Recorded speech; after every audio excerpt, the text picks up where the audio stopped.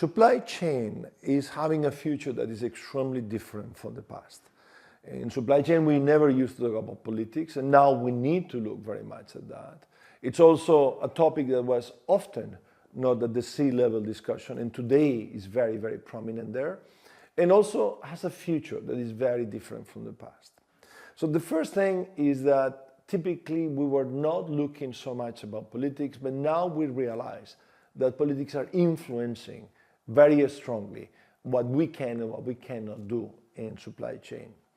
The second thing is that top management teams are starting to almost spend too much time discussing about supply chain. It's a strategic level discussion which we never had before.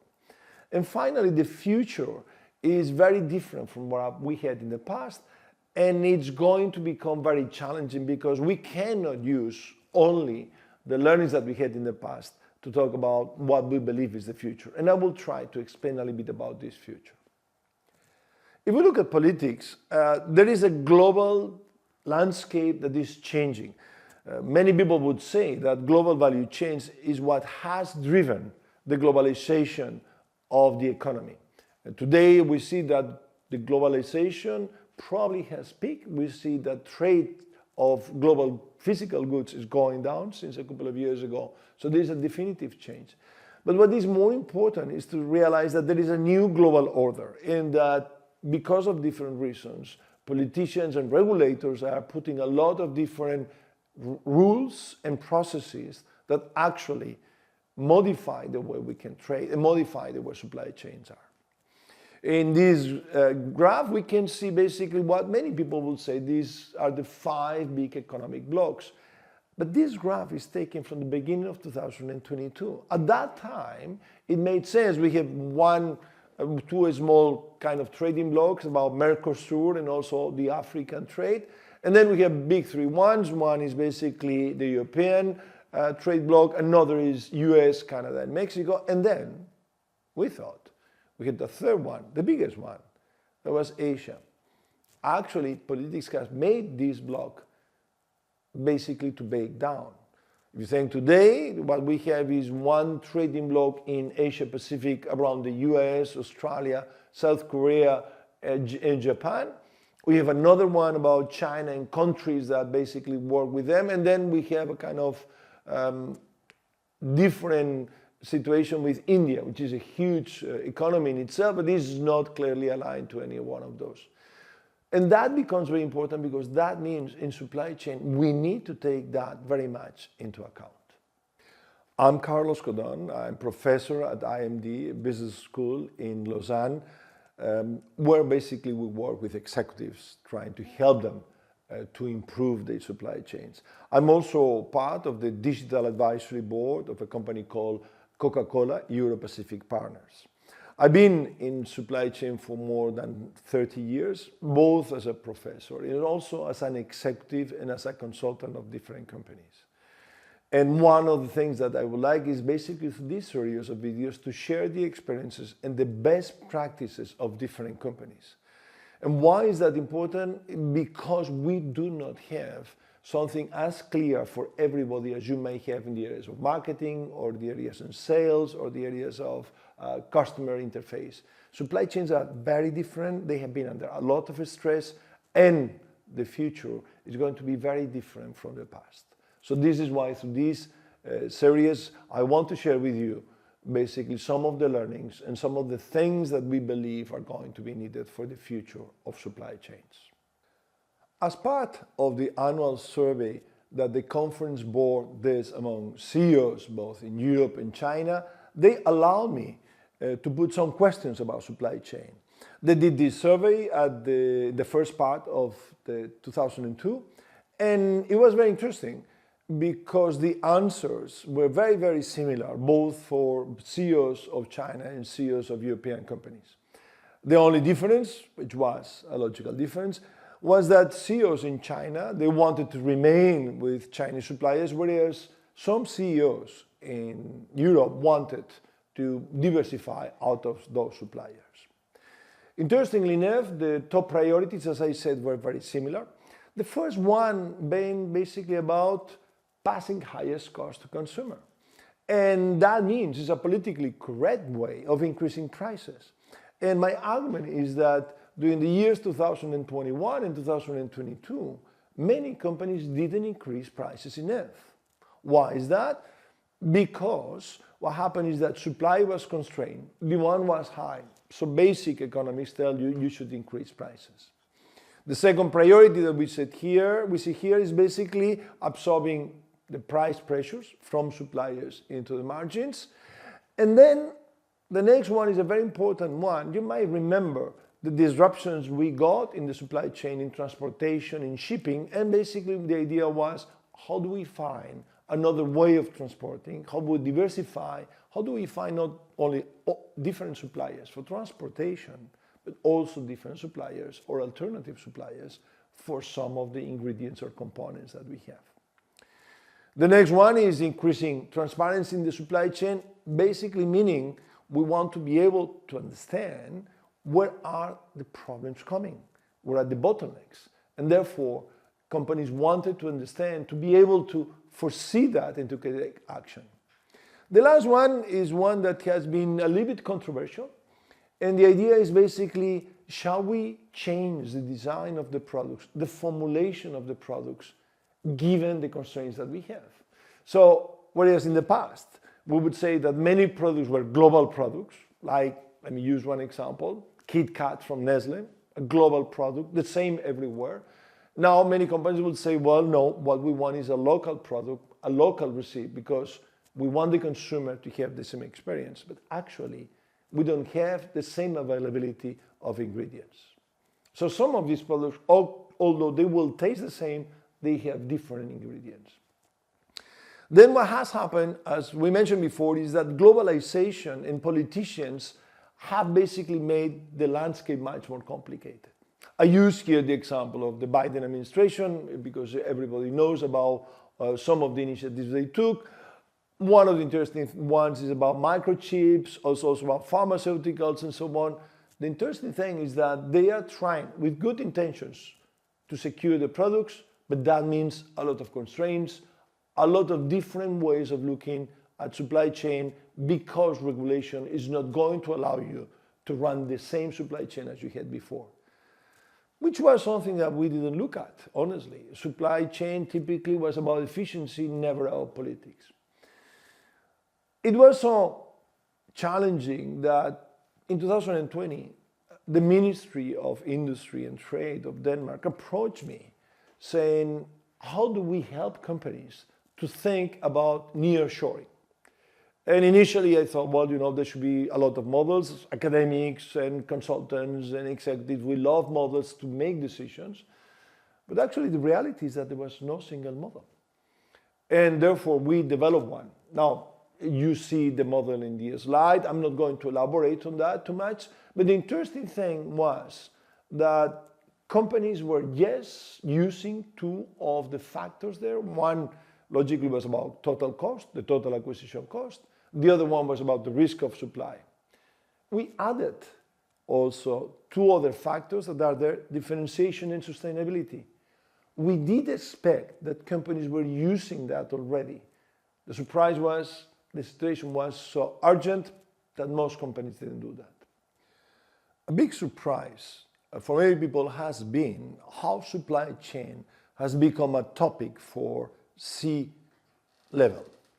CEOs, board members are talking about supply chain as never before. I remember one board member of a very well-known company that actually we use as an example of best practice supply chain. She was coming to several meetings, and I asked her, how do you come to so many meetings now? And she said, I want to learn about supply chain. I know, she said, I know that I'm in the board of a company that is fantastic in supply chain, but we never had so much talk about it at the board level. Why? Because there is a lot of challenges. So it's the first time that I would say we see continuous discussion of supply chain at board level, at C-level. And it's a discussion that it has become so important that even there is a discussion from CEO to CEO.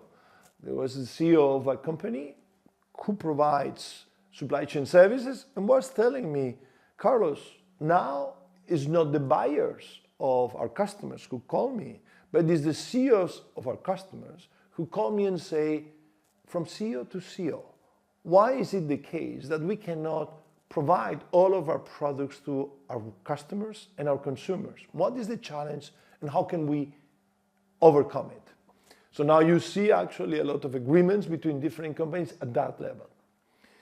And it's interesting because also, I was working with the European Roundtable for Industry, and they were asking different people to help them to understand better the challenges at supply chain.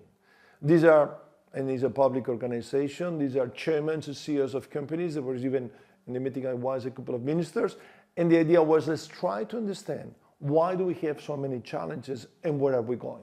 This was, by the way, the same organization that asked me to put some questions in the conference board survey. So right now, supply chain is a top-level discussion, and the question is, which competences should we have and which competences we should not have? And we are talking about acquisition and vertical integration. Not only that, we also have something that has happened over the last 3 years. Supply has been one of the heroes of the pandemic. Several ministers, several governments saying thank you very much. People has worked a lot in supply, trying to make sure that we have enough supply of the necessary products, the necessary medicines, the necessary protection material. But that has taken a toll. People in supply chain, they have a lot of burnout, they have been working a lot, they have really helped the economy and the world, but you see today, many of them really, really tired. And that is taking, as I said, a toll. One of the things also that I would suggest is that this is not something that is going to go back to normal. We have seen the Suez Canal, we have seen the Ukraine war, we have seen one after each other happening. And something that before it was normal, to get supply, to get the steady supply, is not anymore normal. So supply chain, the basics of supply chain, the ability to deliver has become a very, very important topic. And this is why we need to go back and to try to understand what is happening. Now, if we look back, it's interesting. There was the CEO of a global fast-moving consumer good company. In 2018, he was telling me, Carlos, my people in supply chain is very good. They have delivered a lot of efficiency, a lot of cost savings, so do we really need to invest much more? So it was normal to deliver low cost, high quality, 99.9% quality, 90 plus service level. So it was normal, it was stable. Even we thought so much that people in supply chain in logistics, they were saving every cent. And even there was you remember somebody who was accused of smoking illegal things in public, a guy called Elon Musk. He was promising us that in 2020 we will have the autonomous truck. Everything will be delivered automatically. Well, we are now in 2023. It's obvious we don't have an autonomous truck. It's going to take too many years. So 5 years ago, we thought it was going to be even simpler and autonomous. Today, we find something which is much more complex, much more challenging, and that actually digitalization has not provided, it will not provide a lot of the self-sufficiency that we expected. So the challenges are very strong, and they are there. After talking about some of the challenges that we find in supply chains, allow me to provide you some insights about what could be a metaphor that could help to understand how to solve and to address those challenges. So I'm going to use a metaphor of comparing McDonald's versus a bistro. I'm saying that quite often. What we have lived until now in the supply chain is a McDonald's situation. Let me clarify. McDonald's is a company that is very successful and that works in the following way. Different countries, they design the menu that is best for the country. They say this is the best one. They look at consumers, what they like, they look at consumer insights, and they design the menu. Once they have designed the menu, what they do is they go back to operations and they say, provide us with this menu at the best possible cost, 100% quality, and with the best possible service. That's the model of McDonald's. It's a model of stability. It's a model that was a little bit challenged during the pandemic. You might have read the news that in Japan, they needed to ration French fries. There was not enough potatoes. So they couldn't offer all the French fries to the consumers that they wanted. It was similar in the UK. There was a problem with milkshakes. It turns out that the machines to make the milkshakes, they have some consumables that they were made in China, and they couldn't get it. So the business model of McDonald's was challenged because there was not enough supply of everything. A different way of thinking is that of a bistro, a restaurant, a chef. He goes every few days to the market, looks at what's on season, what is especially now there available. Is it the truffle season? Is it the asparagus season? Which fruits are now basically flourishing? And then, based on the ingredients that are available, and based on what she or he believes are the needs and the wants and the desires of the consumer, they design a menu. You remember, you go to a bistro and you will say, today's special. And that's precisely what is fresher, what is more of the season. I would suggest that in the future we're going to look much more and we're going to work our supply chains much more in that way. And it's a big change. It's a big change because all of our systems, all of our processes are perfectly designed and capable of saying, if we want to make this is what we need to buy. This is how we need to manufacture, to deliver, and to manage the supply chain. The other way around is much more difficult. The other way around, it has happened in the pandemic, and what most companies have done is to run thousands of Excel spreadsheets. That was the only way to find out what can we make with the products we have. Let's move to the car industry to illustrate the concept and the metaphor I just made. The car industry is very competitive and actually is relatively well known and well publicized. So in that industry, the car companies in the last years, they claimed that they couldn't sell enough cars because they couldn't get enough components. And it is actually true if you look at the numbers. In 2021, they sold 66.7 million cars versus in 2019 selling 74.9 million. So that means they sold less cars, and actually they claim the demand was there. Actually, what they do is typically I ask people in order to test a little bit precisely this idea, how do you think how long it will take for you to get a Porsche Taycan in the UK? I use a Porsche Taycan because it's a very iconic car. And then people guess, and finally the right answer in 2021 and 2022 was almost 2 years. Now 2 years is a long time, and if you're a business school professor, it means the price is too low. If the demand is so high, logically you need to increase the price. Even that, with this situation, the car industry has made tremendous profits. I took 3 companies, GM, Ford, and Volkswagen, because they have the same fiscal year, and I compare the sales in numbers of cars and the profits between 2019 and 2021. In 2021, they sold 5 million less cars, 20% less cars, but the profits were 48% higher. They made much more money in 2021 than in 2019. So what happened? Well, logically, prices were much higher. The question there is, did they make a mistake because they could have sold much more and they could have even increased prices more?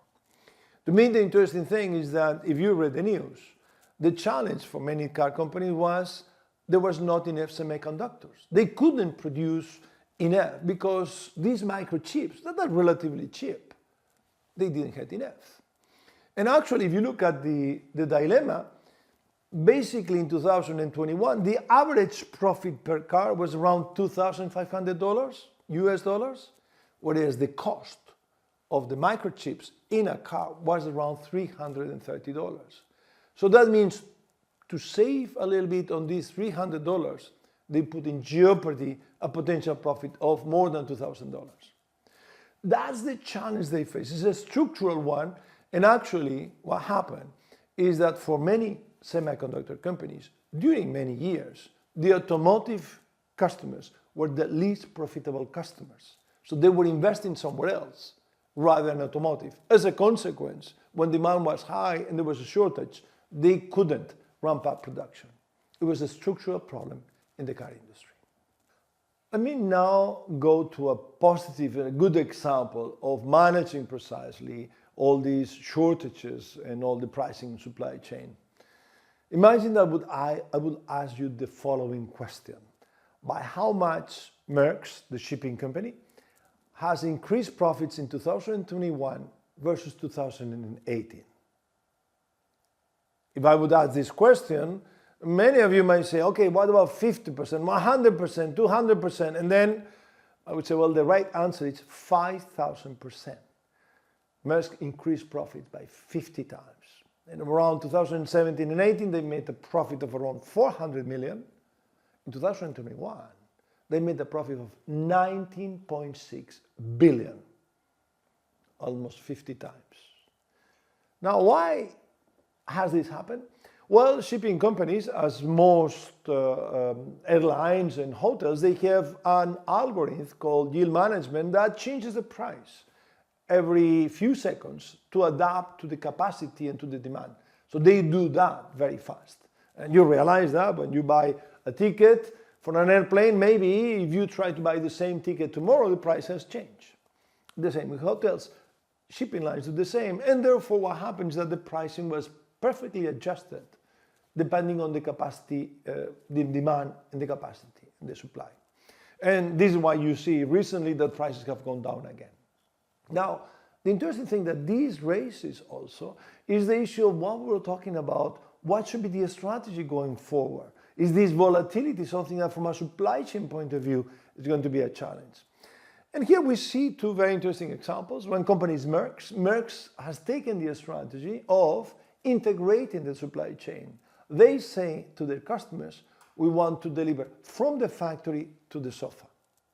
Whereas MSC, which is the other big shipping company, they are taking a different strategy. They are buying more and more capacity.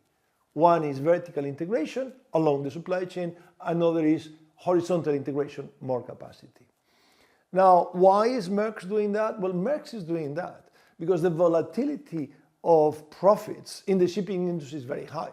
If you compare that to a logistic company like DHL, you will see that profits are much more stable. So we see a big change in the strategy. But then that raises a very interesting question. Is Maersk going to become a competitor of Amazon? Because Amazon is also saying, I'm going to deliver the product from the factory, from the producer, to the house, to the sofa. And then we will see that they are basically both competing. So we see a supply chain strategy driven by, we used to be in a very stable world, now we are in unstable world, and what we are selling as supply chain companies is basically the capability to deal with all this instability and being able to deliver to the consumer.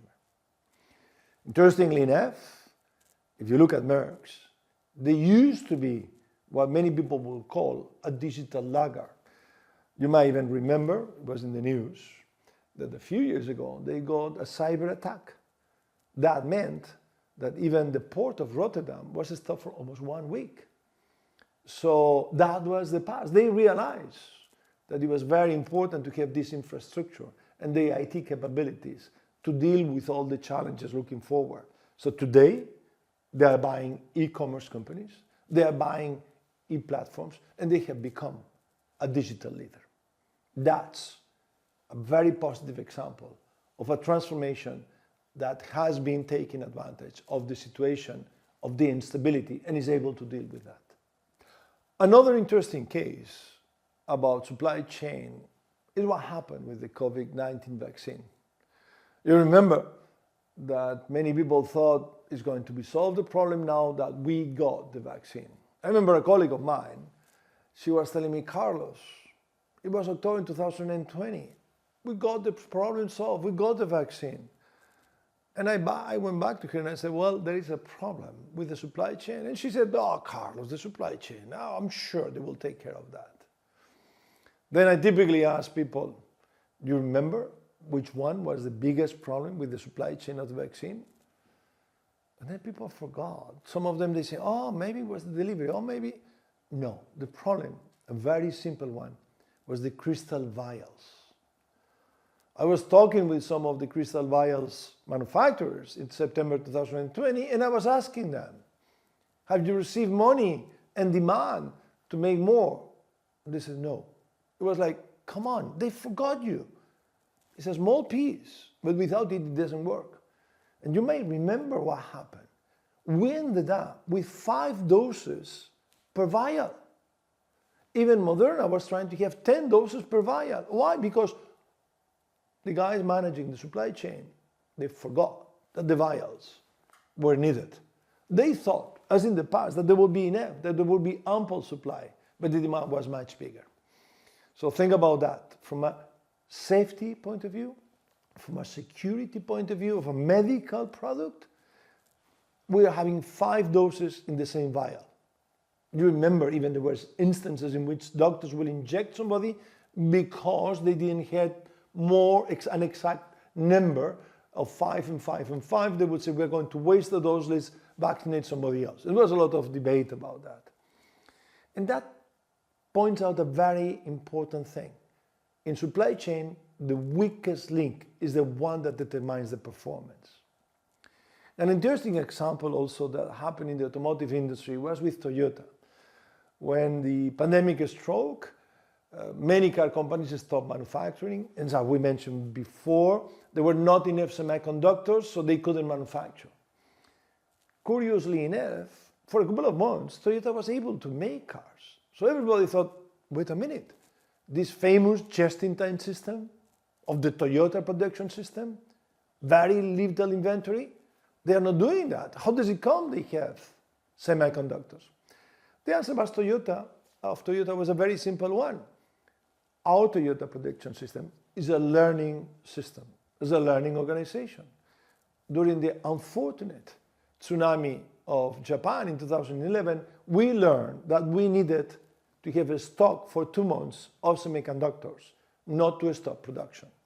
So what they did, they went to their suppliers and they said, please keep 2 months of stock of semiconductors for us, for Toyota. We pay for that, but we need to have those components just in the case that there is a disruption, so not to stop production.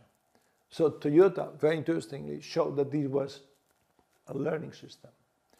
This is another good example of how to deal with some of these disruptions.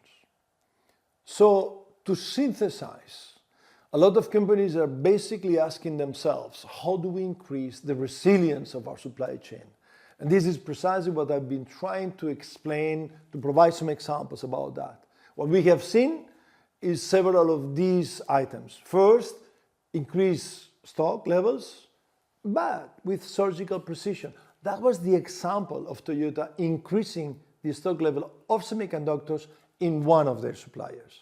It's not all over the place, it's just in the places where you need it. It's the idea also of looking for alternative suppliers, basically trying to understand where are we going to find suppliers that are going to have less disruptions and to have a backup supplier. The issue of much more regionalization versus globalization. The idea of redesigning the product and the service. Remember the metaphor of McDonald's versus the bistro chef. Simplifying the offer to consumers. We have seen also some cases in which basically we drop some of the variety in order to be able to concentrate on the main sellers. We talk about the digitalization in the case of Merck. They digitalize in order precisely to be able to manage the whole supply chain. We talk about increasing agility also, trying to make sure that we react much faster. And we talk about collaboration across the ecosystem with customers, with suppliers, and in some cases, we have even found that with competitors. One of the things that is very important is what not to do. And let me use one example again from the vaccine, the COVID vaccine. If you remember, at some point in time, AstraZeneca, a pharma company, with very good intentions, they said, we are going to produce a vaccine, we will sell it at cost, we will not make any profit. Actually, they did sign a contract with the European Union. As with many developments, it took a certain time. And actually, they were late. What was the reaction of some European Union officials? Oh, we have a contract, we have a delivery date. If you don't fulfill it, we'll sue you. What is the use of suing when you have people dying because of a vaccine? Now, the other way to think about is, which one was the country that got the vaccine the first?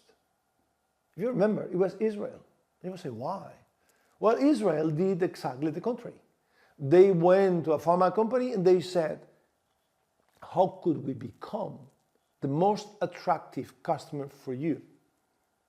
The pharma company said, well, first we have a challenge. We want to make sure that the vaccine works from a health point of view and also from a financial risk point of view. We might have a big risk. The Israeli government said, we'll take the risk. They also said, because of privacy reasons, we won't get access to the data about secondary effects and so on that will be very, very important for us to make sure that we improve the vaccine. Again, the Israeli government said, we'll take care of that. So of course, for Pfizer, it becomes the most attractive customer. And immediately, this was the first place where they put the vaccine.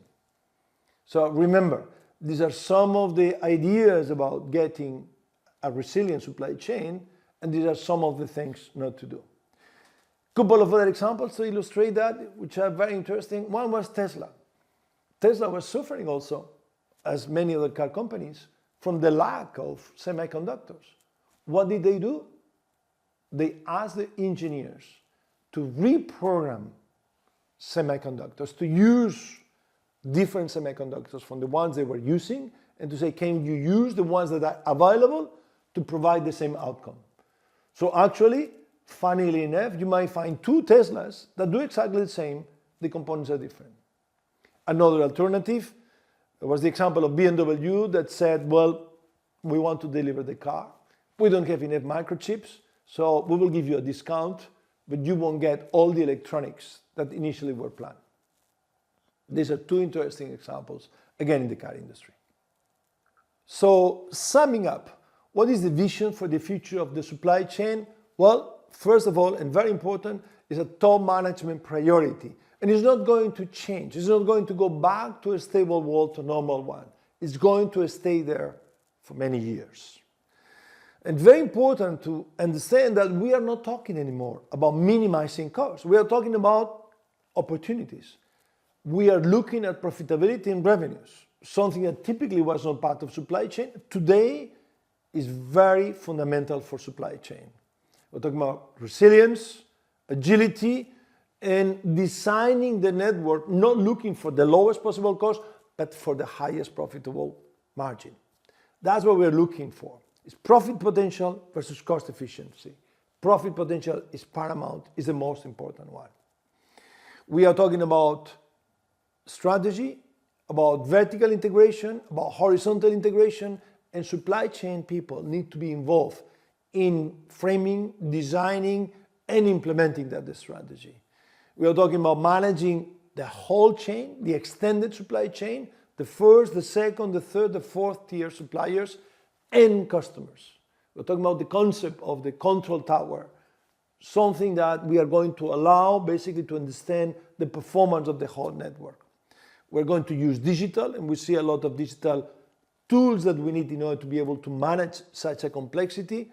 And we see also the need to partner between different players in the ecosystem, particularly customers and suppliers, in order to manage that. That's the future of the supply chain. A typical question that I get asked at this point is, Carlos, that's very important, it's top management and CEO level, but I'm a middle manager. I'm part of the supply chain organization, I'm part of the supply chain planning. What does it mean for me? So my answer is that it means quite a lot. Think about the following. Many of the tools, many of the processes, many of the objectives that you have are about minimizing cost. Yes, also by availability, but typically not about profitability, about sales. And that's precisely where the way you plan, the way you manage the supply chain needs to change. in accordance with the overall strategy. But that is where the action happens. The ones who are going to make the profits higher are not the strategies, are people like you who are going to prioritize and make the right balance between cost and profit. It's a decision that needs to be coordinated, but these are a lot of decisions that are taken at product level. This is fundamental. If not, it will not happen. Also, a typical question I get is the vision that you have, the things that you have told us to do in order to get a supply chain resilient. Is a long list. Where do we start? Well, I think that the answer is depending on the situation. Some companies are starting right now to design the footprint, thinking long term about what are the things that we need to do to get a more resilient supply chain, where the factory should be, how should we plan. The other one also is more short term in the sense of saying, well, what about looking at the processes that you have and the people that you have and try to understand how we are going to manage this first dilemma about cost versus profit. And there is already quite a lot to do, and I think that this is the important one because that should drive many of the other decisions. So I think that there is where there is a lot of potential already to start to see how are we going to change in order to manage our supply chain in a more resilient way. At the same time, you need to think about the infrastructure of the supply chain, but that's a little bit more long term. So think about that first. That dilemma, how do we manage it? What are the processes that we need and the capabilities to make the right decisions? So far, I have talked about the why, and now we want to talk about the what. So, what is the next video going to be about? In the next video, I'm going to talk about transformation. So, more specifically about short-term, mid-term, long-term horizon in the supply chain planning. And second point is about what is the role of data, how to go from data to insight. The third point that I'm going to talk is about the use of analytics. So, looking forward to having you there. Thank you very much for watching this video. And don't forget to put your comments and questions down below. We'd love to receive those questions and that feedback. Exactly. And then if you feel it is relevant to some of your colleagues, don't hesitate to share it with them. Why not? Sharing is caring. So thank you. Leave the comment below and ask us the question.